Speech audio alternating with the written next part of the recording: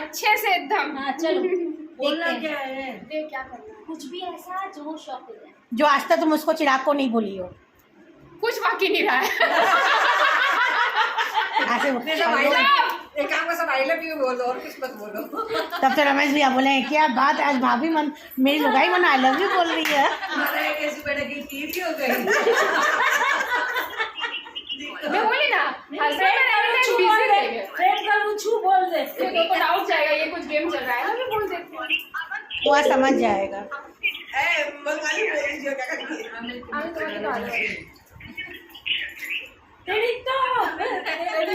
अच्छा कोई आगे बढ़ो, तब तक उनका फोन आ ही जाएगा। जब तक के सुषमा भाभी आगे आगे आगे आगे आगे। तुम किसके नंबर से की? खुद के नंबर? हाँ। खुद के फोन से थोड़ी ना करना। नहीं कोई एक फोन किसी का भी ले लो ना, कोई दिक्कत नहीं। चलेगा ना? चलेगा। अब काट रही हो वापस ले। हमारा फोन से परसों दिन तो ये लैंड पर जैसे में क्यों करे मेरे hello. I love you. I love you. हाँ हेलो, आई लव यू। કોઈ નથી આવ્યું। આઈ લવ યુ, હું તમને પ્રેમ કરું છું।